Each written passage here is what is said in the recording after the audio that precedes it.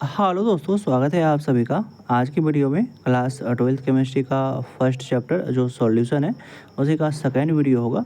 First video already upload हो चुका है, उसको अगर आप नहीं देखें तो उसमें सॉल्यूशन का इंट्रोडक्शन था, उसको आप जा कर के पहले देख सकते हैं और फिर इस पर सेकेंड पार्ट पर आ जाइएगा, सभी कुछ अच्छे से समझ में आएगा।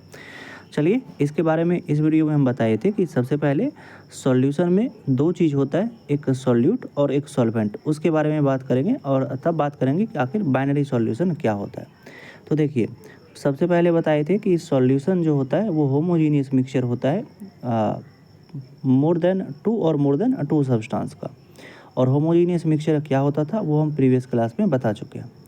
अब बात आता है कि क्या सभी मिक्सचर सॉल्यूशन होता है, तो सभी मिक्सचर सॉल्यूशन नहीं होता है। जो होमोजीनियस मिक्सचर होता है वही सॉल्यूशन होता है। और सॉल्यूशन में जब भी कोई सॉल्यूशन बनता है तो उसमें दो चीज़ रहता है, एक को कहते हैं सॉल्यूट और दूसरे को कहते हैं सॉल्वेंट।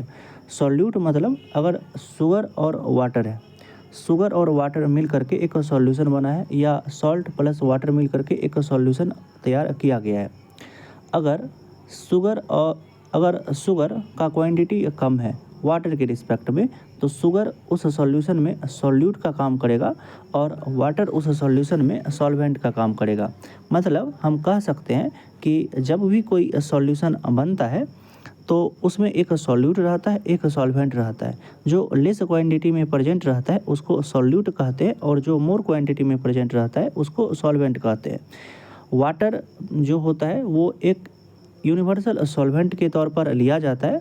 तो जहाँ पर वाटर रहता है ज़्यादातर केस में वाटर सॉल्वेंट होता है, और बाकी जो चीज़ उसमें प्रेजेंट रहता है वो सॉल्यूट रहता है।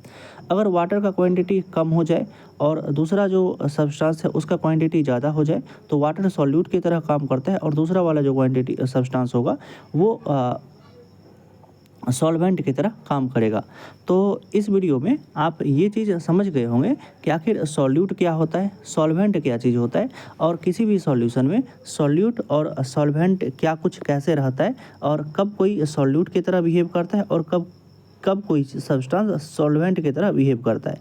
ये सभी चीज़ आप अच्छे से समझ गए होंगे। आज की वीडियो में यहीं तक रहने देते हैं। अगली क्लास में बाइनरी सॉल्यूशन क्या चीज़ होता है उसके बारे में बात करेंगे, और बाइनरी सॉल्यूशन को समझ लेने के बाद उसके बाद टाइप्स ऑफ सॉल्यूशन पर आएंगे कि आखिर टाइप्स ऑफ सॉल्यूशन क्या होता है। तो चलिए, आज की वीडियो में यहीं तक रहने देते हैं। चैनल सब्सक्राइब नहीं किए होंगे तो चैनल सब्सक्राइब कर लीजिएगा, जिससे आगे आने वाले वीडियो का नोटिफिकेशन आप लोगों को मिल सके।